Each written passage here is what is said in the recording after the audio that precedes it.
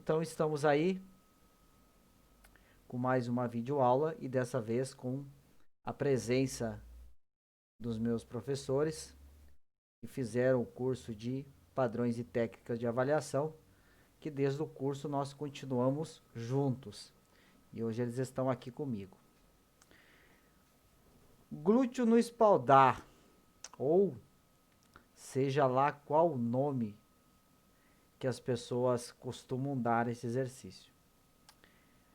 O que a gente vai ver são situações aonde cada um vai refletir se é ou se não é um ótimo exercício. E não vai ser eu que irei dizer.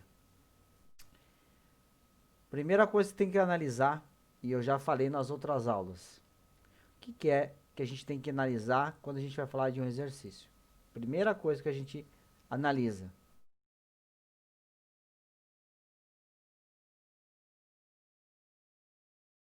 Qual que é a primeira coisa? Os músculos que irão estabilizar o movimento. Ou seja, é um exercício para o glúteo? Sim, é.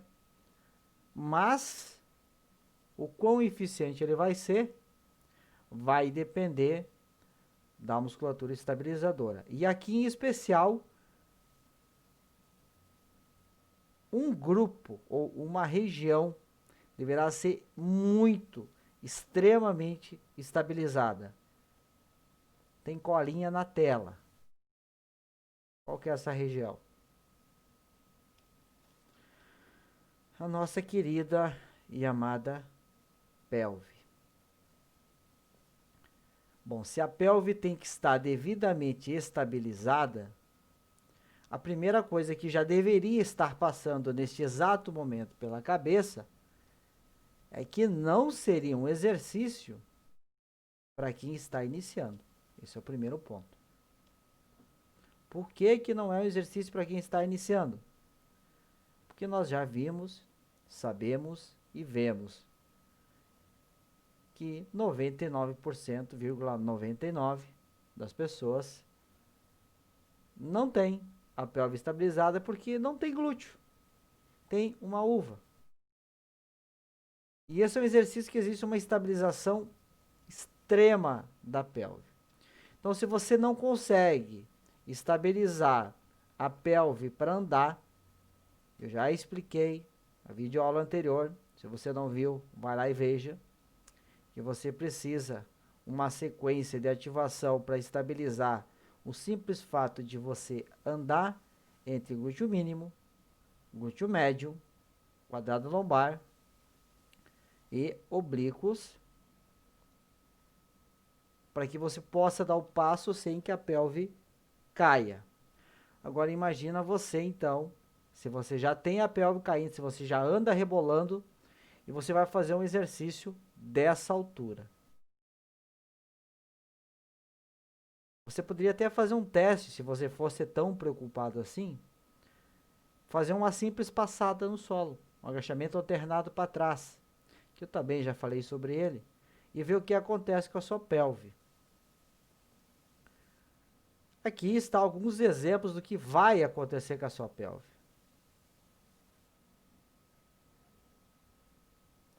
Espera aí.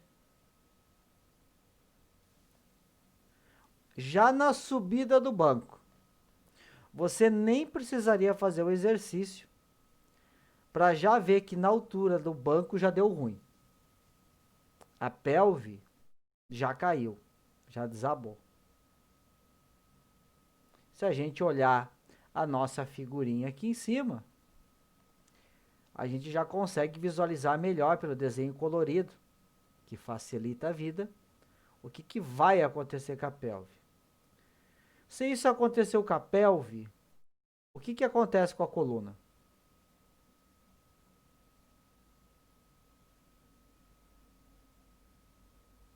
A coluna vai junto. Você vai ter uma alteração também na coluna. Então, comece exatamente, João, uma escoliose compensatória. O que vai acontecer na sequência? Obviamente, eu pedi para a Sol não usar caneleira, não usar nada, porque era para demonstração. Então, vocês imaginem com caneleira e potencializem tudo, tanto bom como ruim do exercício. Mas eu não ia correr risco desnecessário com ela. O que acontece então? Primeira coisa, se não tem estabilidade, vai acontecer algumas coisas interessantes de ser vista. Antes de descer, o que já aconteceu aqui em cima?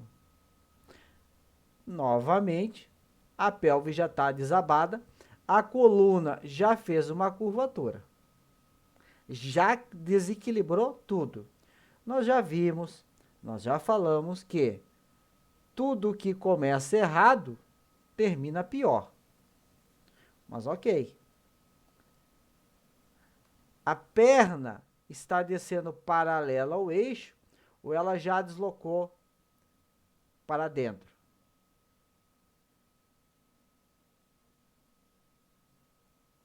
Deslocou nitidamente. Se a gente desloca a pelve, a gente não vai estar.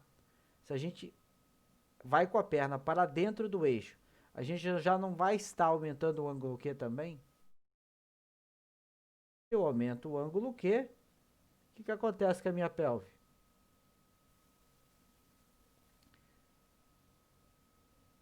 Já faz uma inclinação.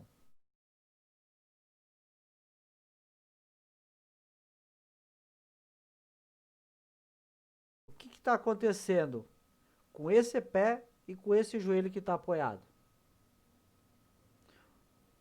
Primeiro, a superfície do banco ela é fofinha. Isso já gera uma instabilidade. Então vamos supor que se fosse para fazer esse exercício aqui, já deveria ser pensado uma estrutura rígida para evitar essa compensação no pé. O pé supina e o joelho simplesmente inclina junto. Então, se a gente deixar de lado essa perna que já está um desastre, a perna de apoio já está comprometendo tanto o tornozelo, pela instabilidade, como o joelho. Qual a chance de nós conseguirmos um bom resultado de um músculo estando a base instável?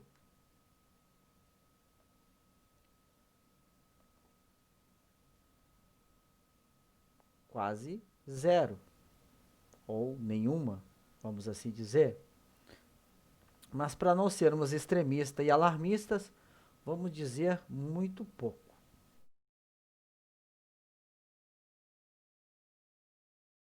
Vamos imaginar agora, neste cenário, exatamente como ela está. Se eu soltasse as mãos dela do espaldar, o que ia acontecer?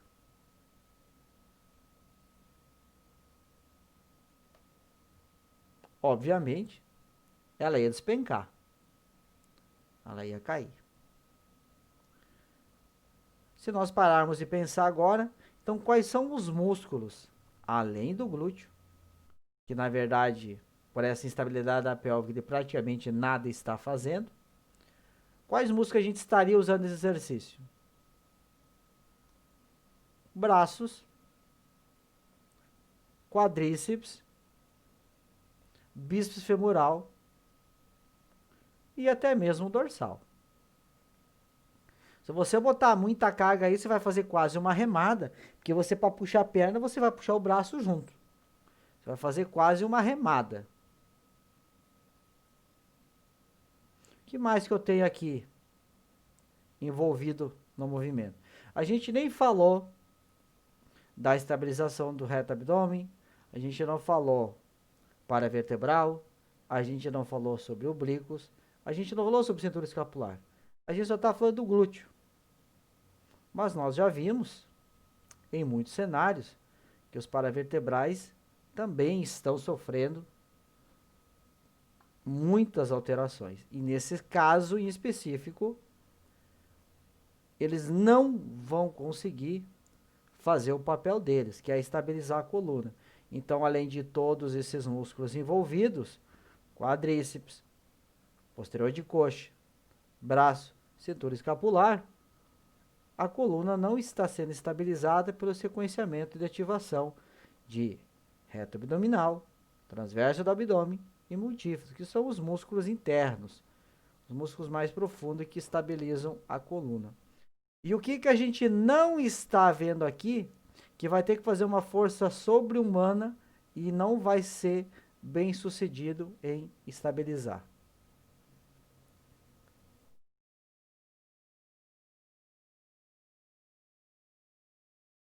Quem?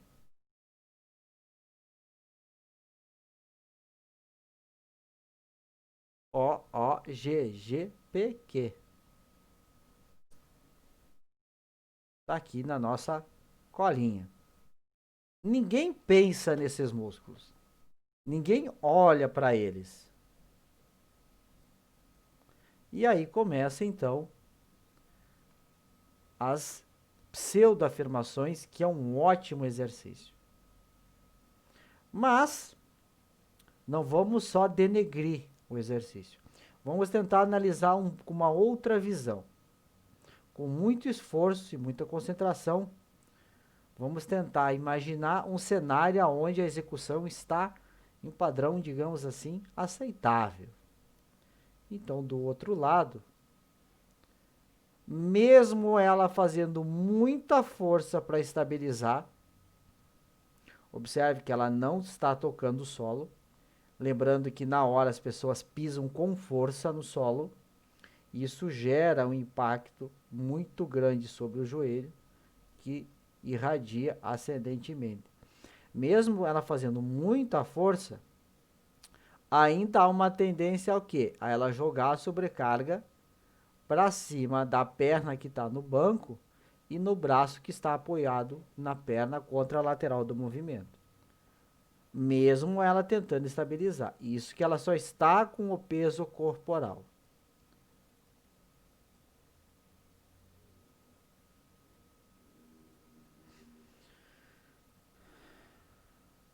Tá bonito, pode fazer. Vai com Deus.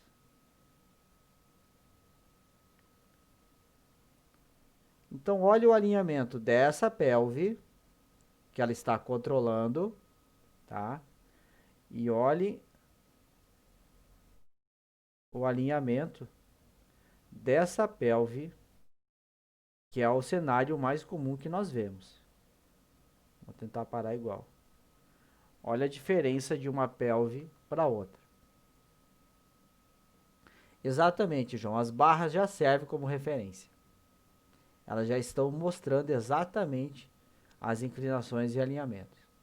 De um lado, a perna está para dentro do eixo e a pelve desabada.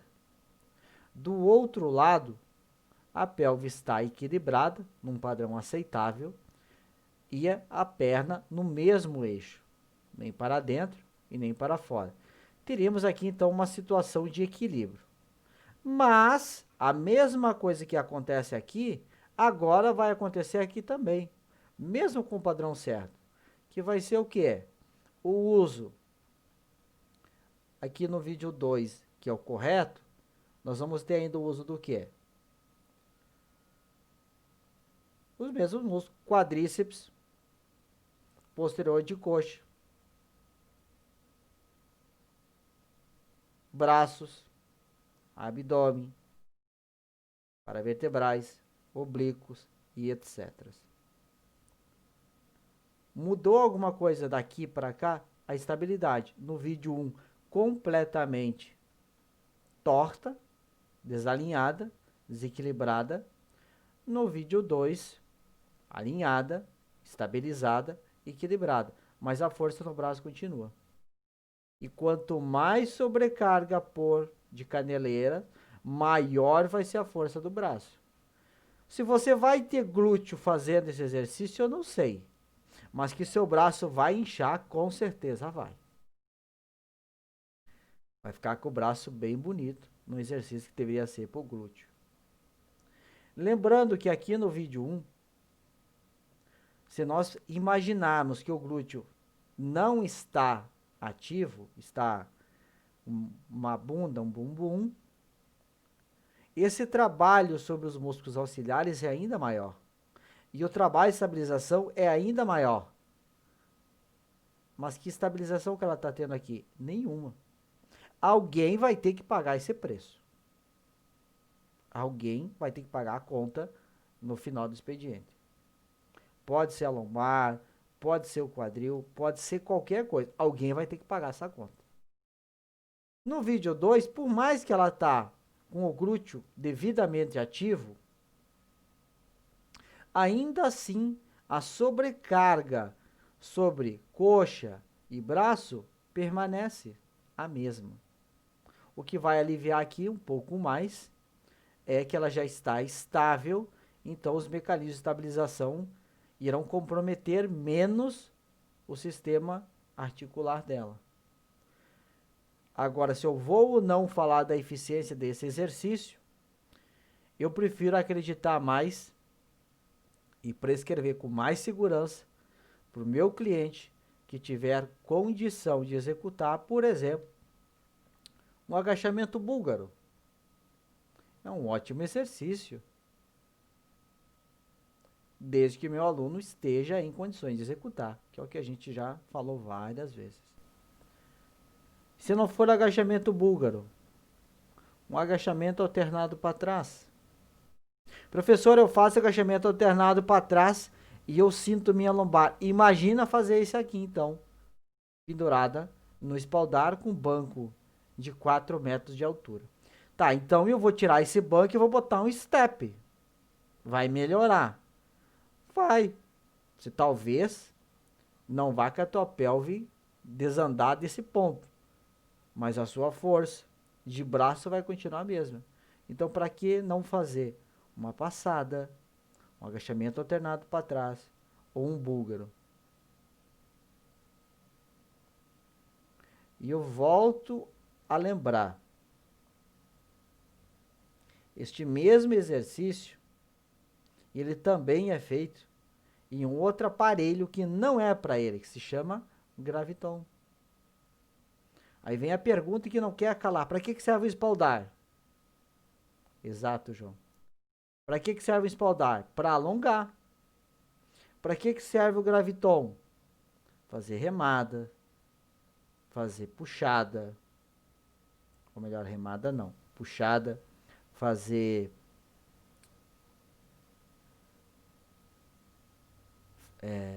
paralela. Muito bom. Mas em nenhum momento, ou melhor, a empresa que eu produziu pensou nessa hipótese. Mas algum gênio na sala de musculação pensou. Não irei me inocentar dessa culpa, o que também me dá mais propriedade em falar. Já fiz e já prescrevi muito glúteo no espaldar. Confesso minha culpa, assumo. Mas isso me dá mais propriedade em falar isso que eu estou falando. Que o trabalho de dorsal e bíceps é maravilhoso nesse exercício. Inclusive, eu já vi gente chegando ao nível de usar strap no espaldar, ou aquelas faixas no punho, porque as mãos estavam escorregando. Se as mãos estão escorregando, o que passa pela cabeça? Quanta força essa pessoa está fazendo nas mãos, afinal de contas? Então, meus caros colegas, pensem e analisem um pouco melhor os exercícios que vocês prescrevem. Vejam se o aluno de vocês está pronto. Se ele está com dificuldade de executar um agachamento, um exercício básico, um agachamento que seja, não vai ser um exercício unilateral com uma altura dessa que ele vai conseguir fazer com perfeição. É uma questão que você não precisa nem estudar, é só lógica. Se o meu aluno consegue fazer um exercício com base dupla de apoio no solo, com eficiência, o que me leva a acreditar que ele vai fazer um exercício suspenso unilateral? Você não precisa nem estudar. Uma pessoa leiga vai dizer, não, mas peraí, não está certo isso. Não funciona.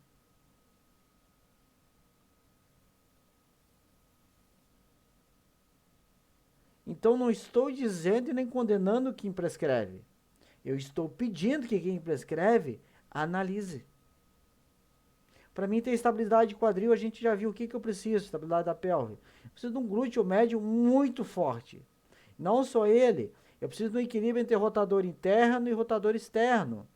Eu preciso entender que, além dos grandes rotadores, tem os rotadores profundos. Eles também fazem parte do movimento, também fazem parte da estabilização. Então você tem que percorrer esse caminho antes de corrigir esses músculos, estabilizar, fortalecer glúteo médio. A gente já sabe que fortalecer glúteo médio precisa de um bom alongamento de adutores. Então o caminho não é tão simples. Então se você é iniciante e está fazendo esse exercício, você também tem que pensar nisso. Você não está pronta para este exercício. Ponto. Aceita que dói menos. A sua coluna agradece. E o seu glúteo não vai mudar a vida dele. Você fazendo ou não esse exercício. Ele vai continuar um bumbum. Porque enquanto você não voltar e fazer o dever de casa, fortalecer o glúteo médio, para isso vai ter que alongar adutor, vai ter que fortalecer o próprio glúteo máximo, com exercícios mais básicos, para que ele então tenha a força de estabilizar a pelve, que você consiga, no equilíbrio de perna unilateral, ter a sua coxa, o seu quadril devidamente estabilizado, com a pelve devidamente neutro, e não cada vez que você dá um passo, a sua pelve cai. Porque se ela cai num passo, ela despenca no espaldar. Aqui você caiu no buraco, aqui você cai no abismo. Você também não precisa nem ser um gênio para perceber que se você cai num buraco, a chance que você se esfole. Se você cai no abismo, eu prefiro não dizer a chance que pode acontecer. Mas o seu glúteo com certeza morre. Ficou claro isso? Alguma dúvida? Alguma pergunta? Alguma observação? Algo que eu esqueci de falar? Exatamente. Por favor, tem academias que nem sequer têm espaldar. As pessoas tentam adaptar. As que tem um só. Então, por favor, deixe o espaldar para as pessoas alongar. O alongamento você também deveria estar junto com as pessoas fazendo e não atravessado no espaldar, tirando espaço da academia. Eu perdi um aluno por não aceitar colocar esse exercício no treino. Olha, entre você perder uma aluna e você ter um aluno que insiste em fazer um exercício que vai acabar levando a um possível cenário de dor, um exercício que você sabe que não vai gerar resultado algum, o que você prefere? Eu, particularmente, eu prefiro perder o aluno. E você que é aluno que vai assistir essa videoaula, pare e pense um pouco. Às vezes, quando o teu professor fala, olha, esse exercício ainda não é para você, entenda que existe um caminho a ser percorrido. E você deve percorrer esse caminho. Obedeça e faça. É simples.